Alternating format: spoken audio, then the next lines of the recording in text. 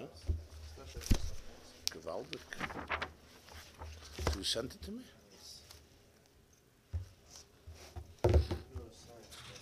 Een großen Dank.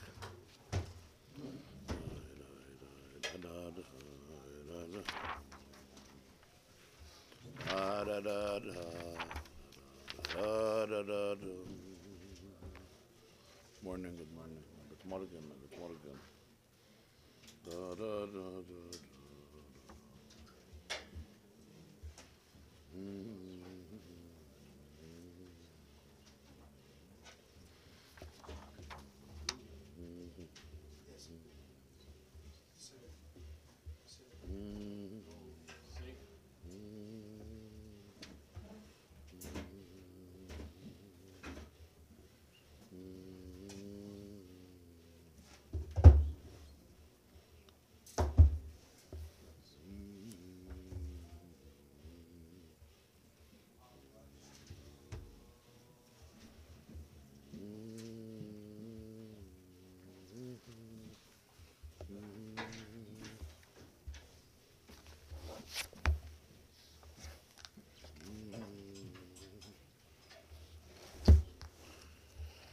Okay, let's begin.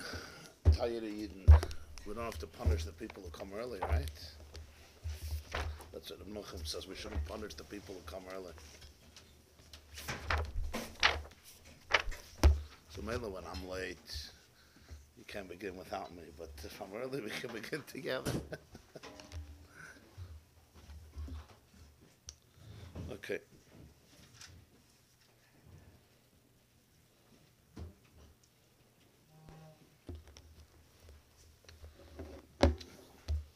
So we'll continue inside today. 3 lines from the bottom, on page 239. Kuf Chaf, column 1, Torah Oir, right? Haisafis Megillas Esther. Kuf Chaf, Daf Kuf Chaf, column 1 on the bottom, 3 lines from the bottom, or page 239. Hanim Shalhu. After explaining at length the mushal with the chaff and the straw and the kernel, and the husk protecting the kernel throughout growth, and then maturity allows the kernel to be independent. So he says, Hanim Shalhu, all this was the mashal, the nimshal is, when a person reaches maturity, spiritual maturity, then he becomes connected in the core essence of Hashem, in the atzmus, in the core, in the essence mamash of Hashem.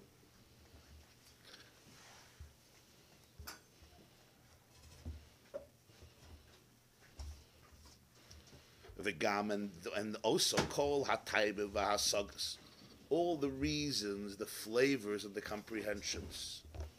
Shehayu shomer lepri, which previously was a custodian and a guard for the fruit, ptelim, now they become nullified, v'noiflim, and they fall away.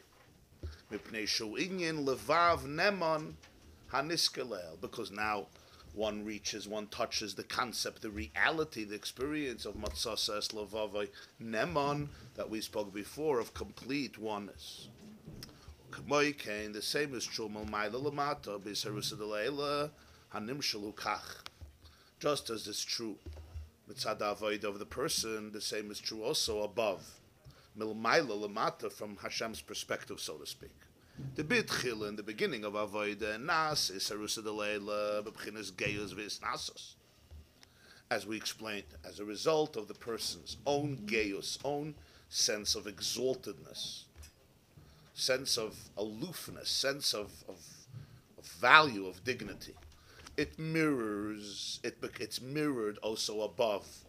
Kavayachal Ramal Kol Goyim Hashem, Hashem's sense of exaltedness, to disregard and to separate negativity from the world. But even though mitzad infinity, you could say everything, nothing occupies a space like the spider. So that's all in the stage 1.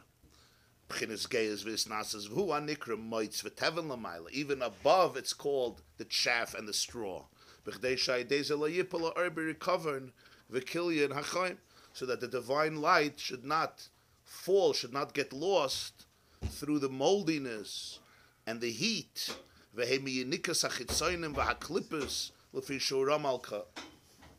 which basically Hashem's light can be manipulated through chitzonim, through the externals, through the clippers, through the shells. It can be used in a counterproductive way. It's yinikas achitzonim means when the external forces nurture. They get their nurture like sucklings. They're yoinik. They suck from the milk of the divine, and it's used in their own way. And the light, therefore, ends up in mold. It ends up being destroyed, manipulated. So therefore, you need the divine chaff, so to speak, to protect itself. But once the light that was planted, the Ozer Tzaddik, has now matured like the kernel.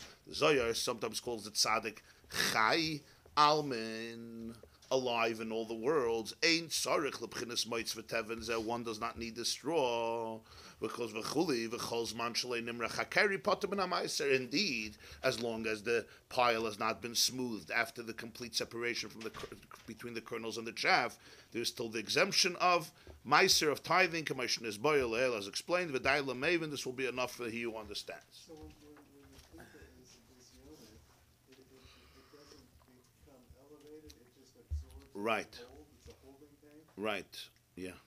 It could be manipulated. It can just use it for its own benefits. So you need.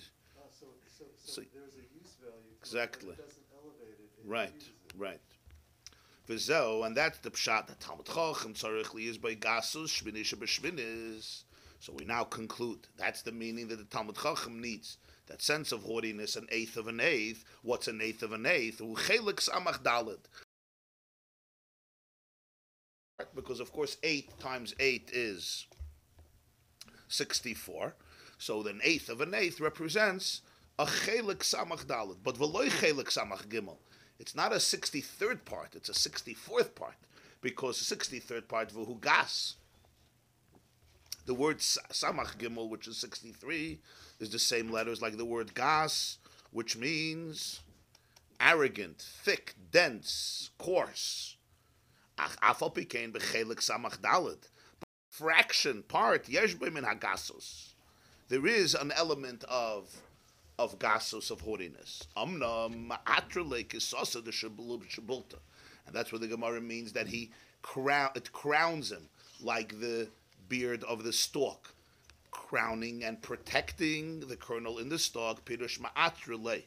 It crowns him. Why crowns him? Ba'atara. It's a crown. The geyus v'isnasos umizen nishmar mikol davar, because this actually protects him and encompasses him and protects him from all detrimental behavior, which is all based on real sense of self-value. V'haylechem is gadol, so the person can grow deeper and deeper until they're ready for removing the chaff. But you can't remove the chaff too early.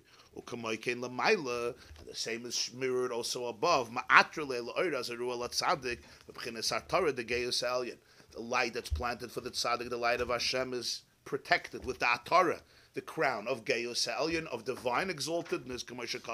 Hashem Malach Geus Lavesh. Hashem is king. He dresses himself with exaltedness. He puts on a lavush of Geus. What he puts on a lavush of Geus? A lavush is like a chaff. It's a lavush. The beard, the brittle, the stiff brittle around the kernels are a lavush. That's what it is. So moitz is a lavush, and that's why you take off the lavush and you take off the garments, because you want the real material, the core of the material. So Hashem Malach Geus Lavish. He dresses himself in a sense of exaltedness. That lavush is necessary as long as there are the klipos that want to nurture from the infinite energy, which, because it's so beyond, so therefore darkness doesn't occupy space, light doesn't occupy space. So you have to, so to speak, restrict it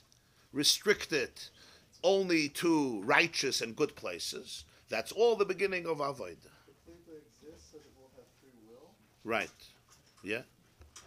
So Yaakov was doing with the stones in his hand. Yeah. Exactly. Yeah. Vav. V'zehu, and this is the deeper meaning of a pasuk, ki sirkav al susecha markaveisecha Yeshua. One of the prophets of the Jewish people who lived, it's not so clear when he lived, but he probably lived during the first Beis Hamikdash, although there are other opinions. His name was Chavakuk. Chavakuk is one of the shorter prophets from the Trei Yasser, from the 12 shorter prophecies in the Sefer, the book of Tanakh called Trei Yasser.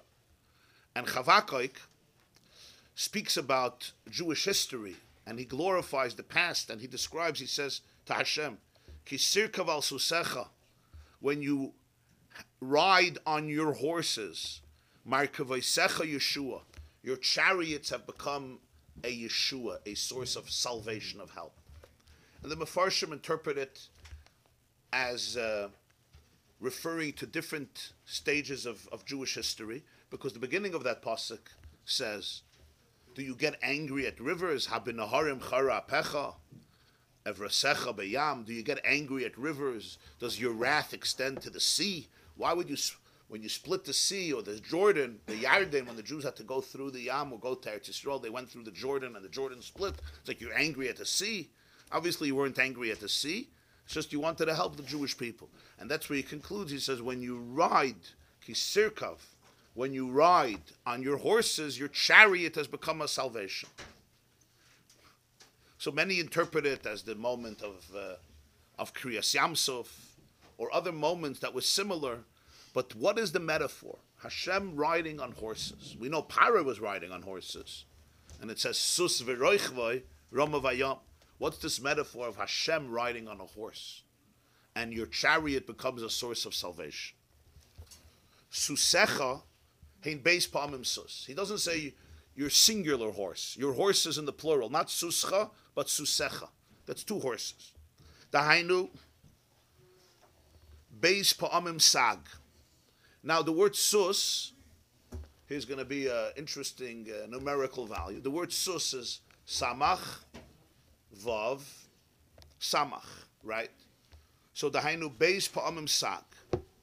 So that is twice sag, because sus is samach is 60, and the other samach is 60. So you have two samachs. So you have 120, and then you have a vav, which is 6. So you have 126. Samach gimel is 63. How much is 2 times samach gimel? 2 times 63. Again, 163 and 63 is 126. So the word sus, which is 126, is 2 times the word sag. We explained sag is the same letters like gas, the haughtiness, the arrogance. That's why the Gemara says he has to have an eighth of an eighth. Why an eighth of an eighth? Why not a seventh of a seventh? What's the cheshbon eighth of an eighth? Only samach daled, a 64th. 63rd already would be too big. So twice sag, samach gimel, or gas is sus. Now, on a deeper level, there's going to be now reference to some this particular perek is going to be very mystical and Kabbalistic in terms of phraseology. So even if you don't get all the points, it's fine, because it's difficult, it's complex. I'll try to explain, at least we should get the perspective. Even if you don't get every detail, don't be discouraged, because it's hard stuff. Kishem sag de kedusha yadua shu havaya b'milui aleph. And if you don't understand something, you can ask. There's a name of Hashem known as Shem Sag, the name of Sag. It's Havaya b'milui aleph, which means, in the writings of Jewish mysticism, of Kabbalah, and Chassidus, and Kisvei Harizal, Tyrus Hasoid, you'll often refer to 4 names of Hashem. They're known as Shem Ma, Shem Sag, Shem Ban, Shem Av. Shem Ma means the name of 45. Shem Ban, the name of 52. Shem Sag, the name of 63, which is relevant here. Shem Av, the name of 72. Where did these names come from? It's basically 4 ways of how to write out Hashem's name of Yud and Hey and Vav and Hey when you write it out fully. Yud and Hey and then Vav and Hey, which is Yud Ke Vav Ke, is 26. But what if you write it out fully? Which means Yud, you don't just spell as a Yud, but as you pronounce it. Yud, right? Yud is Yud Vav Daled when you write it out fully, when you say it. When we write a yud, so for convenience sake, we just write a yud and we make a little mark. We write a hey, you write a hey, you write. But if you really want to write out hey, right? How do you spell hey? Hey, vav, vav, or hey. There's 4 ways of spelling it, and that makes 4 names: 45, 52, 63, 72. So, for example, if you spell it yud vav dalet, hey aleph, vav aleph vav, hey aleph, yud hey vav hey, all with alephs, then you'll end up with the 45. And you could see it. I mean, you may want to trust me, but I'll show it to you. Yud vav dalet is 20, right? Yud is 10, vav is 6, 4. So 10 and 6 and 4 is 20. Hey aleph would be 6, so you have 26. The last hey will again be 6. So you have 26 and 6 is what? 32. So how are we getting from 32 to 45? From 32 to 45 is 13, right?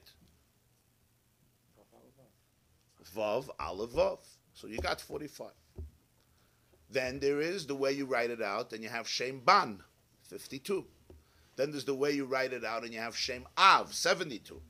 In order to get Shem Sag, he says, is Havaya b'milui aleph, which means that it's Yud, and then Hey with a Yud, Hey Yud, because you could spell Hey aleph, Hey, Hey Yud. It's all accurate spellings. Hey, right? Hey. How do you spell Hey? With a Y usually, right? So that's Hey Yud. You can also spell Vav. Vav Vav. Vav Aleph Vav. Vav Yud Vav. So Shem Av is when everything is Yud. Shem Sag is you have Hey Yud, but you have the Vav, Vav Aleph Vav, and then you'll end up having 63. Yeah, I think that's how it works. Let me just make sure. Yud would be 20.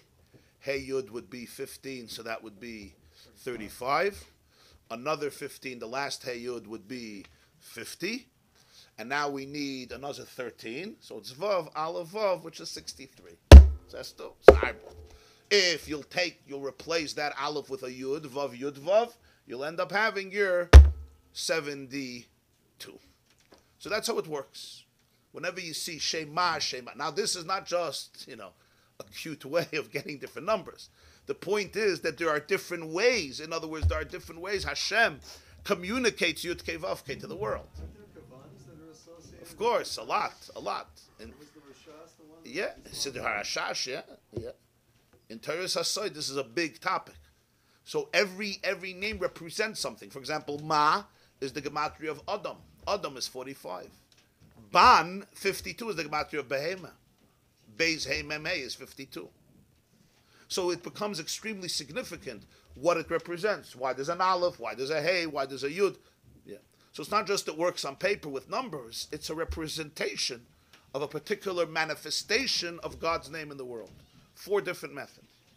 Here we're talking about Samach Gimel, Sag, Shem Sag. So he says, Hu Havaya b'milui Aleph. When he says Havaya b'milui Aleph means, I don't mean everything is b'milui Aleph, because the Hey is b'milui Hey Yud. The Hey is filled with a Yud, not with an Aleph.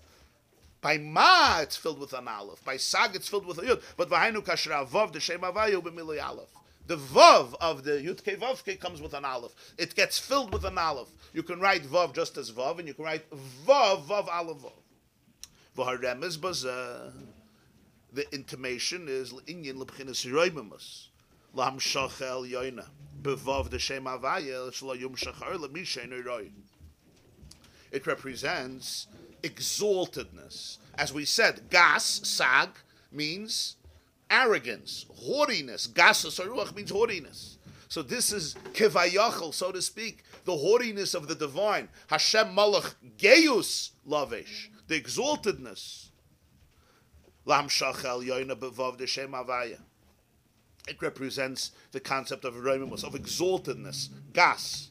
For the hamshachel yoina bevav the Shem Havaya. Vav is like a flow of energy, like a line that comes down, that the divine flow, that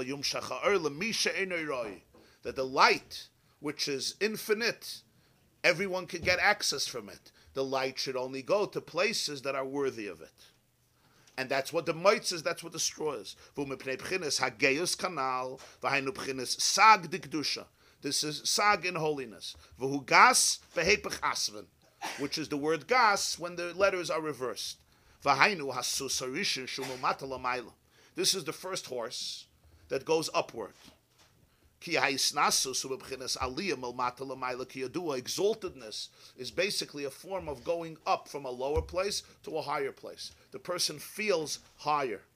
This experience by Hashem, comes from the person's avodah. The Talmud Chacham exalts his soul. He picks himself up.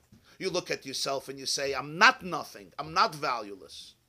And this is the beginning of Avodas Hashem, for a person to be able to truly lift himself up, to be able to appreciate his infinite and indispensable value and dignity. Menasiyas nafshe, to lift up your soul. As we're going to see, what's a horse?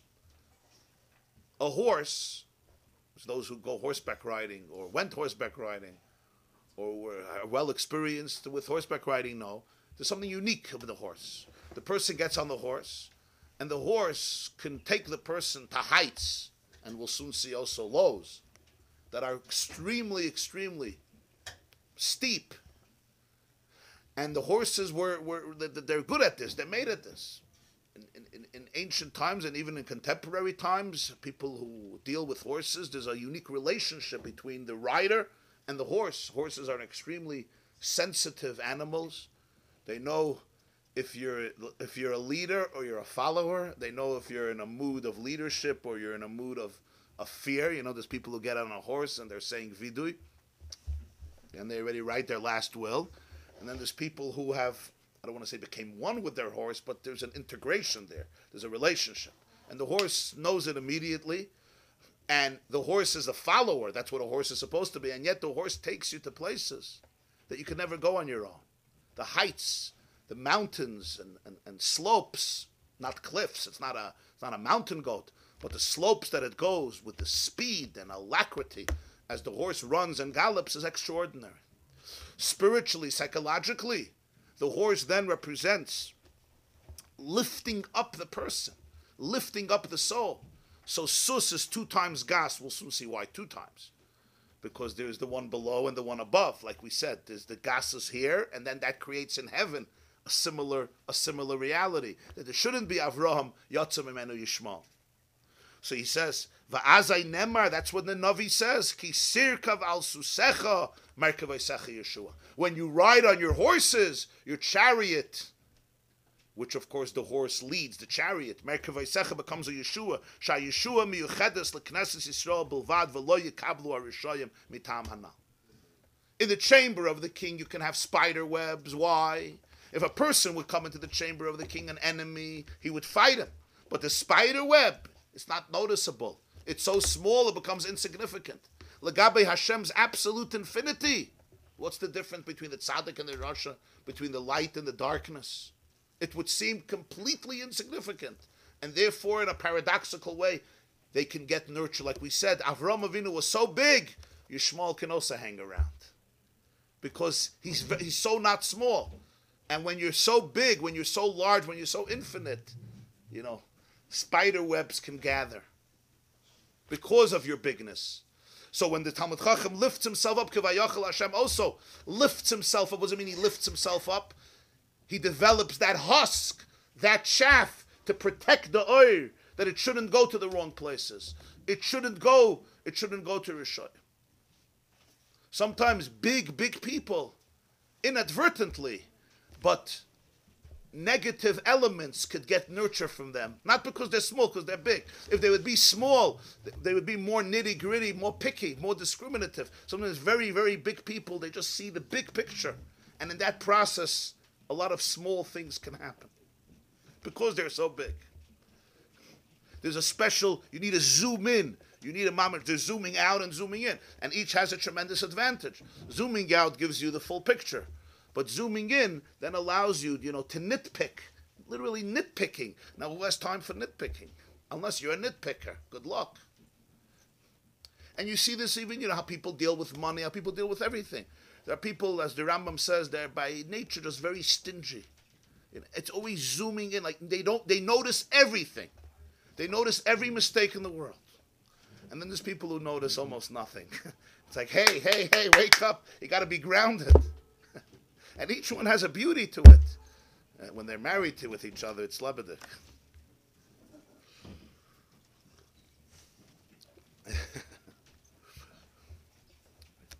So this is kivayachol. So there's the gas on two levels. Sus is twice gas. There's the sus that picks you up, and therefore you says, no, I don't want this dirt. I'm not going to let this in my life. It's a little thing. It's something I put into myself, something I see. You discriminate. You get rid of all the dirt because you see your value, you see your dignity. You don't want to have any poison in your life. That's number one gas. And number two gas, sus is twice gas. Number two gas is, it creates the same thing lamaila, above.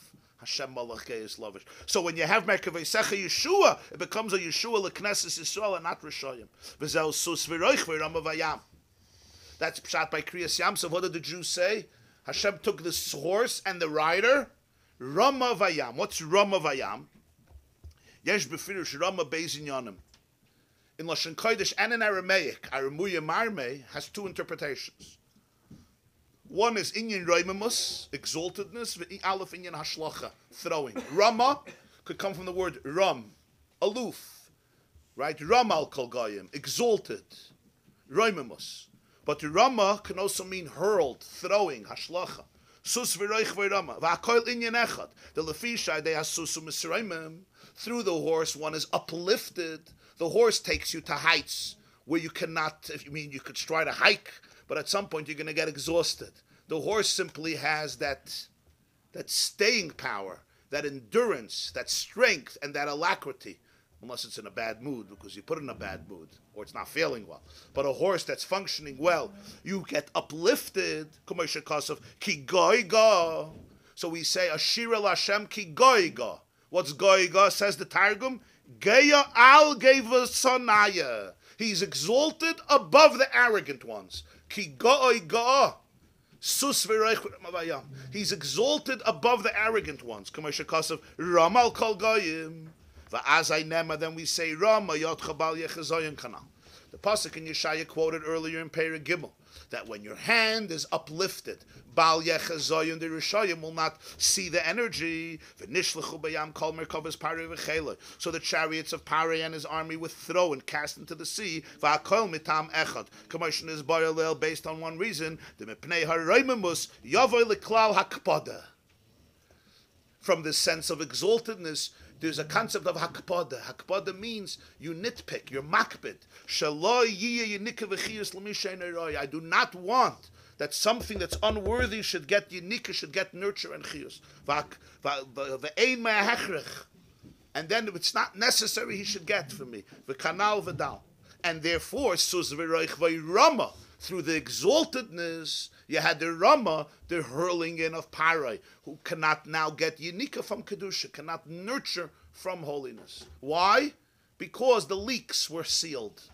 All the leaks that were, sometimes a person has a lot of leaks in life, they were sealed. And that always comes from a certain sense of, so your life becomes airtight.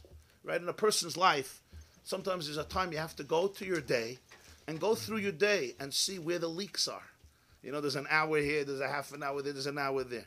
Here I lie, here I gossip, here I go to websites I shouldn't go to, here I stop waste my time and do nothing. Here I get stuck in politics, here I get stuck in this issue. Yeah, whatever it is. And then, you see when people are exalted, sometimes to certain positions, they can't afford that anymore. And their life becomes airtight. Not airtight in the sense of uptight. That's the opposite extreme. That's the difference. It's hard for big people to be uptight. They're not uptight. They're more open. They see the bigger picture. They're not detailed oriented. The problem is, right, when you're not airtight, uptight people, nothing passes them. Literally, no. It's like a toll. Every car that goes by, I notice, and you got to pay your fee. And say kena meshigamach. I mean, you can go crazy from it. Because can't you ignore some stuff? And there's a virtue in life to that. So it's a very sensitive combination. And the Balatanya here is saying that it's basically called a chaff. It's basically protecting the kernel. In other words, it's not to become uptight. It's order to be able to make sure that the energy is going in the right places. Because with big people, you see sometimes with their children, very big people, sometimes their children suffer a lot. Because they don't know. You know, a father is not about being global. A father is about being local. Right? And sometimes when fathers become global, it's very nice for the rest of the world, but not for the people who need, you know, they just need you to sit on the floor and play ball, huh? Monopoly, okay.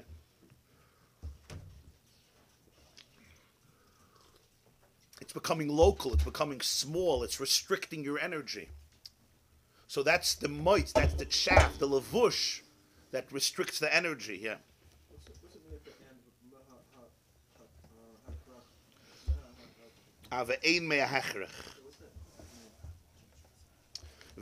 He says chuli, so you have to finish the sentence on your own. So you have to use your imagination here. I think what he's saying is, I also got stuck. Ve'ein me'ahechrech, I think. And then it's not, hechrech means necessary. The word hechrech in Lashon Kodesh, like bal korchach atachai. It's not necessary that from infinite energy all the klippas will get nurture, because there was the kisirkav al susecha. There was the sus, which is twice sag, twice gas. Your gasus creates gasus above. When a person lifts himself up, all the worlds get uplifted. Kavayachad the Rebbeinu Shalom himself, so to speak, lifts himself up. Ram al kol goyim. As the Navi says, Yodecha Rama, and then Baal Hashem Rama Yotcha, and then Baal Yechazoyim. V'zehu sha'amar Haman. And this is the deeper meaning of Haman, who tells Achashverosh, Yaviu levush malchus.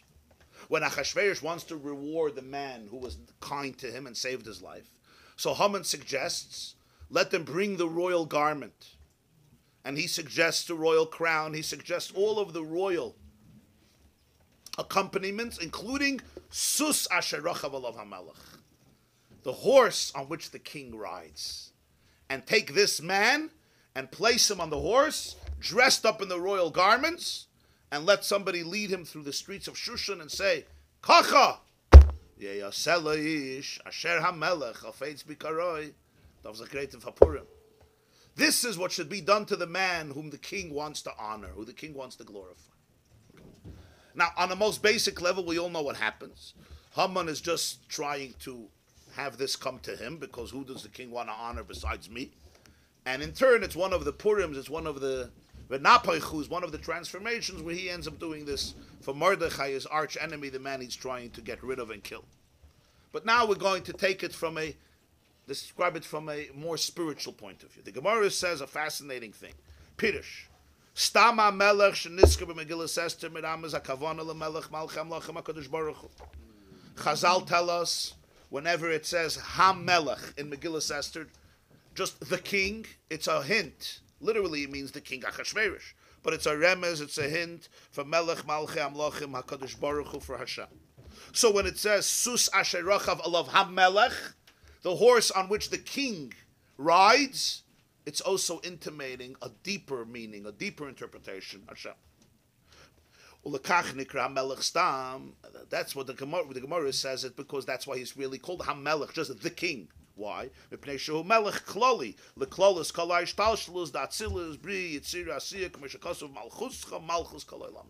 called the king, because the king, it represents the king that is a king in every situation and in every place and in every reality and in every experience. The king. It's not the king of Persia or the king of Denmark or the king of Great Britain, the king of England. But rather, we're talking about HaMelech, the king.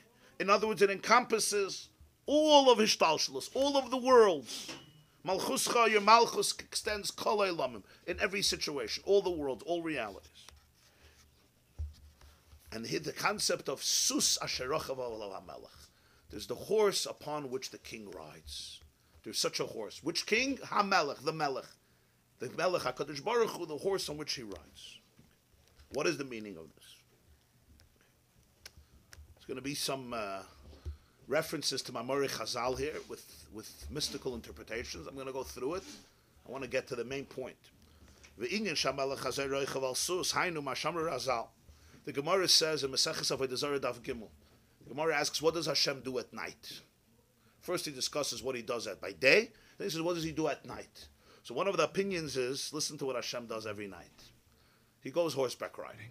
That's what the Gemara says. Avodah Zarah Daf Gimel. What else should he do? Huh? Good question. By every person. The same concept of horseback riding. He has a very light horse, meaning, the Cossacks would have the real horses. It's a light horse. It's a kruf kal. Kruv is a chariot, a merkava, right? The word kruv. Kal means it's light. Light here means it's a flit. It's easy. It's not heavy. It's not lethargic. There are runners and there are runners. There are horses and there are horses. Those who know horses, there's a sus and there's a sus. There's a sus and there are kratzes, They're kratzes, like people in shul a lot of time. A kratz. He get to mikveh and then he has to eat soup and then his cholent and then his tayameh. Yeah, they used to say in Yiddish, Ayid Zuntig tracht Montig, was wird sein Dienstig. Mittwoch tracht Donnerstag, schon Erev Shabbos, darf schon nicht gehen zu der Arbeit. There's a Jew, he's thinking of going to work. Says a Jew Sunday thinks on Monday. What should he do on Tuesday? Wednesday he thinks already it's Thursday. Friday's Erev Shabbos. Forget. Let's just call it a week, right? A kruf kal means a light chariot. So what does Hashem do at night? The Gemara says he goes riding on this light chariot, which flies. It gallops through 18,000 worlds. And of course the Gemara has a pasuk. The Ksiv, it says in Tehillim Samaches, Rechev Elokim, the chariot of Hashem is Riboy Sayim. Riboy Sayim is 20,000. Alfei Shinon. But 2,000 are Shinon. The Gemara says Shinon is the same letters like She'enon. 2,000 you have to subtract, so you're left with 18,000. Now obviously here you have a classic case where you can't understand this Gemara without appreciating the world of metaphor, the world of parables. So Pirush, one level of understanding this is HaKadosh Baruch Hu Hainu B'chinas Hamshachim Min HaHelem L'Gilui Me Olam V'Ad Olam U'Lekach Nichra Kadosh Baruch Hu Me Alma D'Skasi L'Alma D'Sgali. HaKadosh Baruch Hu is a combination of two words, HaKadosh and Baruch Hu. Kadosh means aloof, holy, sacred, sublime. Baruch is grafted. Bracha is in Mishnayos Hamavriches Hagefen, is you bend the tree. It's Hamshacha. Even you have in Hebrew a brecha is a pool. Why is it called brecha? Because the water from the source is now gathered. It's drawn into a pool, into a cavity, into a cistern, into a bird. So Hakadosh is Baruch Hu, is Hamshacha from Helam to Gilui. L'kach me alma de skasya, from a concealed state to a revealed state.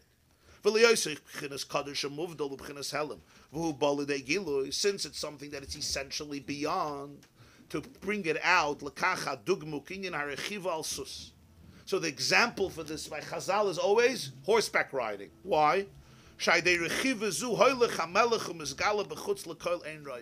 Historically, we know when the king or the general or the commander wanted to, well, we would say show off. Here it's not showing off, but he would want to display the valor of the country, the glory of the army. What would he do? Yeah, all the paintings, Napoleon and George Washington and all great leaders, whether benevolent ones or dictators. But the artists always understood you got to paint them on the horse. Yeah, Putin always. Putin has a lot of pictures of horseback riding without a shirt. What? Why? It represents the might of the country, what you represent, and in a way that everybody sees it. You can't do this in the privacy of your room. So that's the way it comes out in physical, mundane realities. But the metaphor is that the Gemara says, HaKadosh Baruch Hu. HaKadosh is Kadosh Muvdal. It's infinitely beyond. Baruch is coming out, Hamshacha, accessing it. So the great mashal for this is riding on a horse. Kach l'mayla, hiksiv hinei Hashem roichev al av kal. The Navi Yeshaya says Hashem is riding on a light cloud. Once again, the cloud is light. That's why the Gemara uses the expression kruf kal in Avodah Zarah Dav Gimel, a light chariot.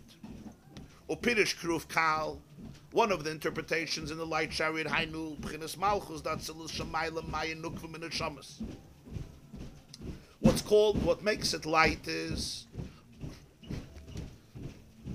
a divine world known as malchus, the quality of malchus of Atzilus, which is the lowest sphere, the lowest characteristic of Atzilus, shamayla, which uplifts man. Mayin nukvin is the feminine water, is the avodah of neshamas of all the souls. V'nikra kruf klal. It's called a light chariot. V'ukadugmas hasus legabe haroichev, like the horse relative to the rider. Kumashakasov kisirkav al susecha. There are two horses. You ride on your horses. Why two? We explained that a horse it lifts up a person to places he can't reach on his own.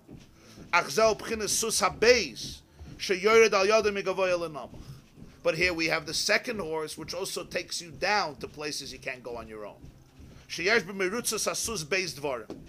Horseback riders know that when you have a good horse who runs, there's two different experiences. Aleph, aliyasim el-mata l'mayla. Beis, yiridasim el-mayla l'mata. Number one is the horse taking you upward. You're on the bottom, you get onto that horse, and in seconds, you're up that slope, you're up that mountain. If you would have hiked, I don't know how long it would have taken you. And on the horse, you're up there. And it goes higher and higher and higher and higher and doesn't tire fast. But then there's the opposite. Going down to places where the horse can take you with such speed and such depth that you couldn't do on your own. Or it would only come with tremendous effort and time. That's Yiridas. V'hainu beis pa'amim. Sag. And that's the 2 times sag. Aleph, oile b'mayla sarebimus v'hageyus kanal. V'achakach yoyred v'nimshach l'mata mata. There is the going up of the sus. That's one element. And then there's accessing it, coming down. When he says kisirkav al chariot, v'abeis binyan haliyah, and ascending, and that's where the Gemara says he goes into 18,000 worlds.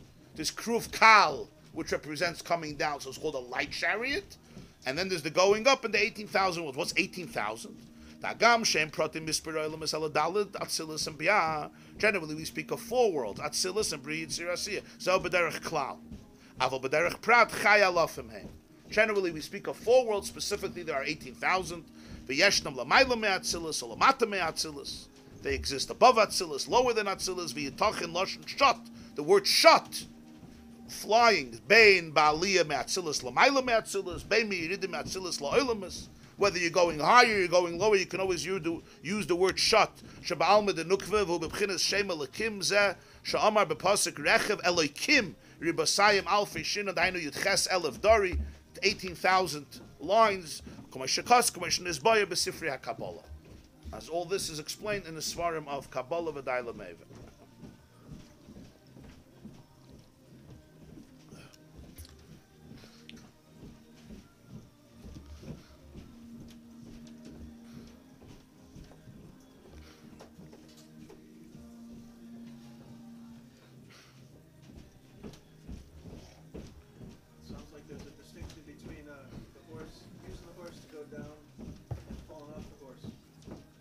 Of course, you don't want to fall off the horse. We're talking about somebody who knows how to horseback, knows how to horn. Somebody who becomes integrated with the horse. So the horse is not you. The horse is always distinct. But the horse becomes a complete conduit for the person. Real horseback riding is, there's almost complete symmetry between the rider and the horse. Real horseback riders know this. There's such a deep relationship, so to speak, between the person and the horse. It's like the horse becomes an extension of the person's power. So the muscle is... So sus is twice gas. Sus is twice gas. Because the gas below creates the gas above, always. Here there's 2 horses. Kisekav al susecha. There's the horse going up, the exaltedness that we spoke about. the exaltedness. He says the 18,000 worlds. Yeah. And then there's the horse going down, which in the spiritual metaphor, which means the revelation. The way godliness comes out, the way that leader comes out on his horse to display the power, to display the glory, the way the exaltedness comes out. It comes out, which, as we explained above, sus v'roichvoi, rama vayam, right? As he gets uplifted, so then Pare could be thrown into the sea because the klippos will not receive nurture. So Haman says, Yaviu levush malchus and v'sus asher rachav alav hamelech. Haman is looking for the horse that the king is riding on. Haman wants the horse that the king is riding on. As the Gemara says, Hamelech refers to Hashem. Okay. So this was pretty little mystical, abstract. But let's now see the continuation of this, where it's brought down. What's the horse from below to above?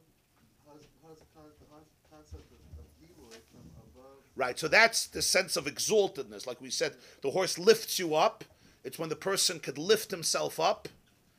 And so to speak, Hashem dresses up in that garment of exaltedness. So from below to above, it's a sense of exaltedness. Right. That a person can have Right. with his dignity. Right. But what's the sus in the other direction? The sus from Hashem Is the Gilui v'hamshacha lamata. The opposite direction is revealing it below, bringing it down. Bringing it down that the worlds can feel it, the worlds can experience it. Is it like what we were discussing in the previous mimer, that in Teva we can also experience Hashem? Right. Yeah. They're both positive experiences. Yeah. Up and down. Yeah. So he says, "Ulahavin in yidis sus asher rachav al melech sheyeshnei befrat b'chal yom kedivreim zal HaKadosh Baruch Hu roichev." What does all this mean? That there's a horse on which the king rides, and the Chazal say it happens every night. Every night Hashem is on a horse. How do we understand this? That's what he says. Kedivreim zal, it happens b'chal yom. The Gemara says every night he's on a horse. What is this? Should be a mitzvah to go horseback riding at night. To mimic Hashem, right? Hidabik b'drachav. What does this mean? V'gam b'chlal l'chol shit al fishnin dahava alma. We want to speak about every day, but what does this also mean for all of history, 6,000 years of the world? Kihine anurayim chol dor v'chol zman. We see that in every generation and in every period of time, yesh b'chines gilui elikus lamata ba'olam hashafel shalonu gamken b'shinuye efanim shayna. We see in every generation and in every period of time that godliness is revealed, ba'olam hashafel, also in our world, in our lowly, humble world, but in different ways. What does this mean? It's different ways. Dehine, b'mei ha-tanoyim, in the times of the Tanoyim, ha-yebchinis gili alekuz b'teir shabal peh, b'mishnah v'talmud, shaloi ha-ya b'chinis gili alekuz ba'oifen zeh, b'limo teir shabal peh, b'deir shekad mulah. In the generation of Tanoyim, the chariot, the conduit through which godliness was revealed primarily was through Torah Shabbat Peh. The revelation, the explanation, the deduction, the elaboration of the oral Torah, because that's when the whole Mishnah and the whole Talmud was developed, the time of the Tanoim. We're talking about towards the end of the second Beis HaMikdash, the first century before the Common Era, continuing for the next 4, 5, 6 centuries or 7 centuries when the whole Mishnah and Talmud were developed. So he says there was that's where godliness came out. This type of level of godliness in Torah Shabbat Peh did not exist in previous generations.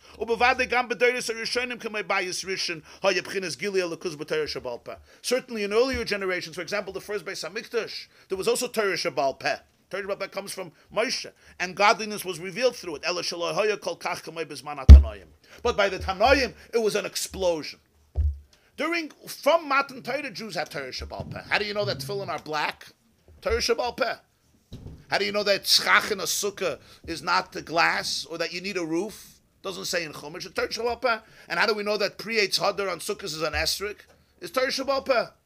There's not a single mitzvah in Chumash that if without Torah Shabbat Peh you can understand. In other words, nobody can argue that the Chumash is a serious document, divine, and not accept Torah Shabbat Peh, because then it's a mockery. God is giving me a document, and it's completely inaccessible. There's not a single mitzvah. Put something between your eyes. What? Maybe sushi? Toitafos. Yeah. Write it on the doorpost. I would take a pen and write things on my doorpost. There's not a single mitzvah that without Torah Shabbat Peh you could make sense of. So if you say the whole thing, if there's those who would say that the Torah Shabbat Peh is a divine document, it's divine. Torah Shabbat Peh is human, it's made up by humans. Besides everything else, the logic of it is ridiculous because there's no Torah Shabbat without. So Torah Shabbat Peh is part of Jewish history. It's part of the fabric of Torah, of Yiddishkeit. But what happened suddenly at the end of Bayesheni?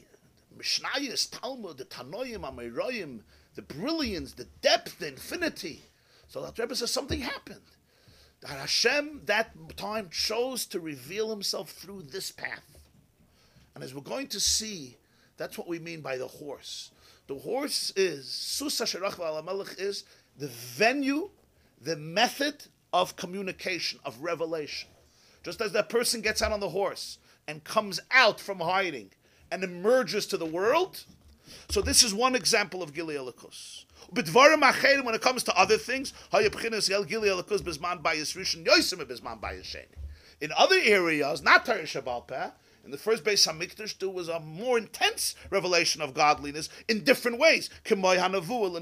Prophecy. That didn't exist by Bayis Sheni, by the Tanaim and Amoraim. Tanaim and Amoraim, their experience, where did God come out? God came out through Torah, through Mishnah, Talmud, and the whole world that they lived in. In the Bayis Rishon, there was also Torah Shabbat Peh, and God came out through it. You're having Gemara, things that David taught, and Shlomo taught, and Benayahu taught, and different Sanhedrin taught. But it's a few but a few individual things. Suddenly there was literally a nuclear explosion. But in Bayis Rishon, there were other things. Then there was Gilui Elokus through Nevuah, prophecy. The Gemara says that there were Nevi'im, Kiflayim Meyotzim Mitzrayim. There were 1.2 million Jewish prophets. We only have 48 because they only wrote down the prophecies that were necessary l'doros for generations. 1.2 million prophets. Prophecy was then the way that God was being experienced. It was a time of Nevuah. Later, it went in the world of Torah, but in Bayis Rishon it was Nevuah. Nevuah meant the immediate, intimate experience of God. Experiential Nevuah. Was that through the meditative concept of Yeah. Shemos? Yeah. Part of it. And that's why Avodah Zarah was so rampant in Bayis Rishon. Why? Because without an immediate experience of God, you weren't part of the club. You weren't part of the clique. The problem is, with Kedusha, you need discipline. You got to tame. You got to be airtight. So Avodah Zarah was basically reaching higher states of consciousness through techniques that didn't require moral discipline. Very important stuff. Today, it's reflected in all those who are doing weed and marijuana and drugs and getting stoned and inebriated in order to feel close. They don't want to do it through the path that takes work and discipline and real avodah. I want to fast high. I want to feel good. I want to numb my pain. In Bayis Rishon, that was Avodah Zarah. All their pagan orgies and everything they were involved in, it was ways of reaching higher states of consciousness without the tedious process that Nevuah requires, because it's Kedusha. Because there's no replacement for truth. There's no replacement for truth. As the expression of Yiddish, Shkarim zayin da asach. Emes is nor einer. In other words, if I ask you, where were you last night at 11 o'clock? I should say, if your wife asks you, where you were last night at 11 o'clock. I don't mean you. I mean somebody, right? If you're going to lie, how many places were you last night in? 1 billion, 1 trillion, endless. If you're going to say the truth, you were in one place. Lies are infinite, so to speak. Not infinite, but there's a lot of diversity. Because it's not true. If it's true, it's one. So emes is always one. You can't forge emes. You can't replicate it. If it's replicated and forged, it's not the truth. So Bayis Rishon had its way of experiencing God. Nevuah. Bayis Sheni, that's Bayis Rishon. The end of Bayis Sheni, suddenly everything changed. Now the Gili Elikus came out through Torah Shabbal Peh. He says, what do we see? There's different ways in which Hashem comes out. No two generations are ever similar.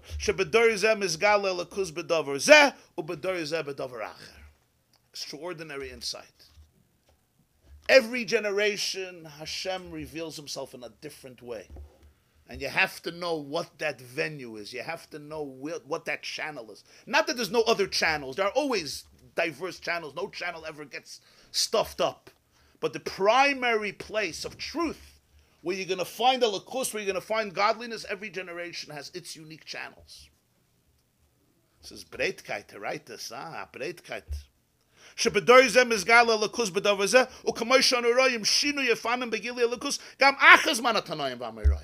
not just by Yisrish and by Yisheni Tanaim. Afterwards, you see constantly changes. For who? The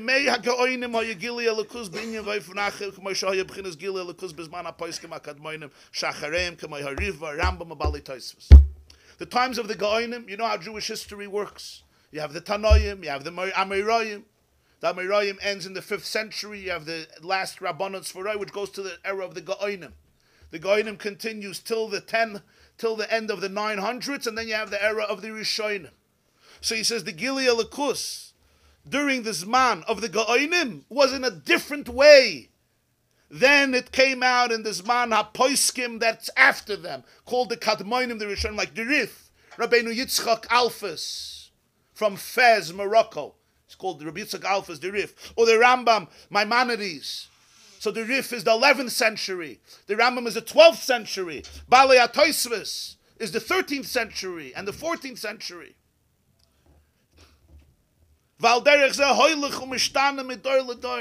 In every generation this changes. And even the last generations very close to our time. This is being said in 1806. Tavkuf Samach Vav.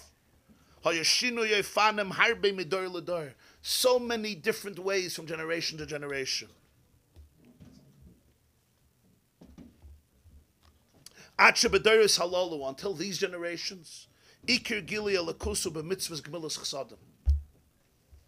primary method in which godliness comes out is in the mitzvah of Gemilas Chsadim, which means helping people, inspiring people, giving people. That was in 1806. That's not. Okay. But this is in terms of generations. But it becomes more detailed. Yeshman ve'es prati. Every day is different. Sometimes every hour is different. There's an individual time. She'ikir gili alakusu b'tfilah. Now the main way in which godliness is revealed is through tefillah. V'yesh esus man prati b'Torah. There's an individual time when Gili Elikus is through Torah. V'yesh esus man b'mitzvah pratis. And then there's a time that Gili Elikus is through a mitzvah. V'hakoil rak b'chinas gilui achar gilui. Now these are all giluyim, manifestations. Ela shashat tzricha she'iyeh ikir hagilui b'oisi hadava dafka. At this time, the main way to access the revelation of godliness is through this tool, through this method. V'hakavana mikulam achasi. In all of history, you're getting to one nekuda, one kavana, one point. The vessel changes. The light is always the same. The light of the Nevuah, and the light of Torah Shabbal Peh, and the light of Gemilas Chsadim, and the light of Tefillah. It's always the same. It's divine. But the keli, the vessel, to access it, changes. Changes in generations. It changes in a person's own generation. It changes within every person. A week, a year, a decade, a milieu, a chapter, a period in your life, and even in one day, and even from day to day. There's different, and one has to know, because this is often becomes such a source of frustration when we compare ourselves and say, they were so inspired. Why am I not so inspired? So we try to copy. We're gonna make a copy. So it becomes a play. It becomes a show. It says you can't copy. Elikus Hashem Elikim Chai. God is alive, and there's always a way in which Hashem could become manifested in the world and in life. As he says, "V'zeu inyan rechivas hasus befrat b'chol yoyim u'b'chol leis v'shah." So he says, God is horseback riding. Every day is horseback riding. Not every day, every moment, every hour he's on a horse. Every hour he's on a horse. Why? V'gam b'chlal lekama doros yachad ech she'iyah oifen agili min ha'elam be'eze kli. Sometimes it's a few generations. What's going to be the kli? What's going to be the horse? The kli. That's why the Navi says, Ki sirkav al susecha, merkavaisecha Yeshua, chavakay, peragimel. He says about Hashem, you ride on horses. The Gemara says, Avodah Zarah, the Navi Yeshaya says, HaKadosh Baruch Hu is shot b'kruv kal shalai. What is all of this? This is the concept of roichev. Why is he roichev? He says, be'eze kli. What's going to be the kli? She'u rechivas hasus al derech mashal. That's where the Gemara says every night he goes through 18,000 worlds. He's flying through 18,000 worlds. Meaning, in these worlds, he is Nizgala, he is revealed.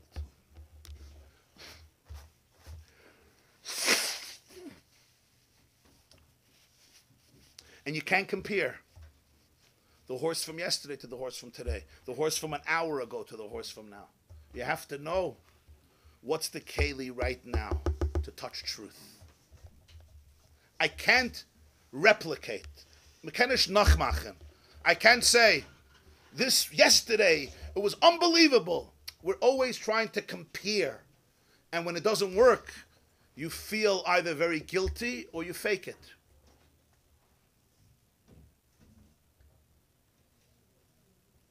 You understand what I'm saying? Huh? Well,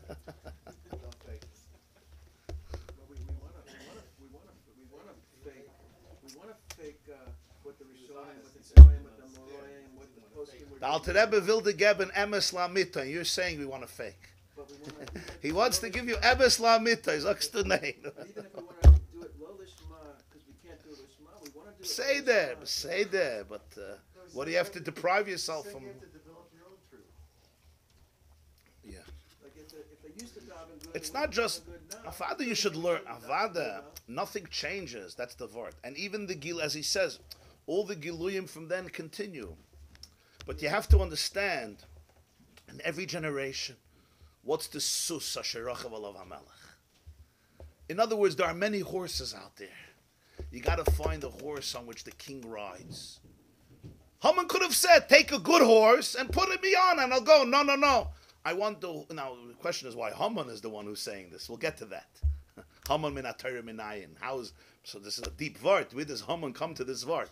Okay, we'll soon see in the continuation. But Haman should say, get a good horse. No. I want Susa Sherachav Alav Hamelech. I want the horse so the king goes on. What's pshat? There's beautiful horses in the world. There's a lot of great things in the world. We're looking for Sus Asher Rochav Alav HaMelech. You're looking for the horse with God, where the Eibishter is. That's going to be one horse. And it could change. Sometimes 9 o'clock in the morning, it's one horse. And then you go into work, and it's a different horse. And you say, no, but I want that. God is here now. This is it. To be able to be toif is that nekuda. To understand, the kavan is always one. It's the same emes. It's the same truth of Einoid Mulvadai. But the keli, so to speak, we're calling here the horse a keli. The horse is, so to speak, that vehicle of revelation, right? That vehicle of manifestation, the receptacle, the container, the props, let's call it the props. The props change. The methodology, the way it's communicated, the way it comes out, the circumstances, the realities. The nekuda is the same, it's a lakus. So you need the sus asherachav alav hamelech. Sometimes a person says, but last generation, that was the horse. I go back to that horse. God is not on that horse anymore. He changed horses. So you take that horse, yeah? Right? Lahavdil, of course, Caligula appointed a horse in the Senate. He had a horse in the Roman Senate, but he's a Caligula, the Roman emperor. He took his horse and he put him in the Senate, al apam val chamasam of the entire Roman Senate, simply to show them that his power is infinite. So sadism and brutality and so forth. Yeah. So there's different ways how people express themselves through horses. You have to distinguish between kedusha and ritzicha. Very important. But the nekuda here is, I take that old horse from yesteryear, where God was, so to speak. Now I decorate it, I bring it into my house, I lift it up, I turn it into the main thing. There's only one problem. Hashem changed horses. He changed horses. You have to know Susa Sherachav Alav HaMelech. You got to have the source where the Melech is. Where the Melech is. Huh? You're betting on the wrong horse. Gewaldig. That's pshat. You're betting on the wrong horse. It's a continuous process. It's a continuous process. And sometimes a person himself. That's why Hashem every night goes on a horse. Why does he start at night? The night is... You want to know why not by day? It says by day he's making shidduchim. He's playing with the Leviathan. Yeah. It's other... They say that there was a Yid from Polish Rebbe. One of the Polish Rebbe is very sharp. So he was once on a train. And he was traveling and he meets a Jew. So Shalom Aleichem, Aleichem Shalom. And he asks this Jew, "What's tutte for parnasa?" You know, usually within 2 minutes, the question is, what do you do? Yeah? What do you do for a living? Right? So he says, "What's tutte for parnasa?" So he says, "Ich handel mit Pferd." Basically in Yiddish, I'm a horse dealer. A horse trader, yeah. So this Rebbe says, Punkt wie ich. Just like me. So you speak about real horses.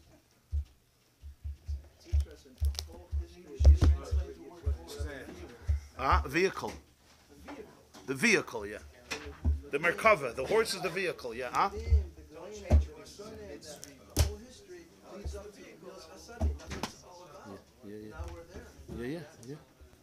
Yeah. And in every generation you have everything. It's not like he said, it's not like there's no Torah Shabbal Peh by his tradition. There's no Torah. It's always. The question is, what's the main vehicle? He says both. He says clearly. It's true of true generation, but then there's also true in every person and every person himself. He says, this is man ve'es prati. There's today and there's tomorrow. There's a week. I think he's changing the horse at night, so nobody can see. Exactly.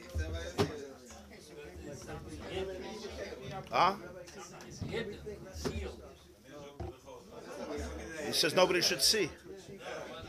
He wants to figure it out. It's a continuous process. He wants you to work in the morning. Did he change horse? Didn't he change? Which one did he do? Why not? Thank you, Len. That's a very nice book. I'm looking at this as one chapter in my book on ego, how I deal with it, and it's so interesting. Gewaldig. Yesterday's shir was amazing. I'm a trauma therapist, and it was just like you said, like you can't negate the husk. The husk you can't throw away because that's keeping you safe. But with trauma therapy is that you go to the sensation and you try to maintain support. That you're supported, that you're okay, that you're slow yourself down, you're not by yourself, you're like connected, and then give you some tools to show that your sensations are just will evaporate.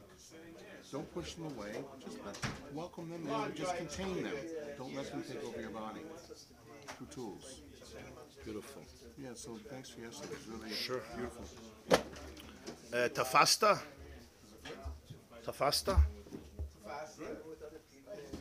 Fasta Maruba like to fasta. Tafasta. Huh?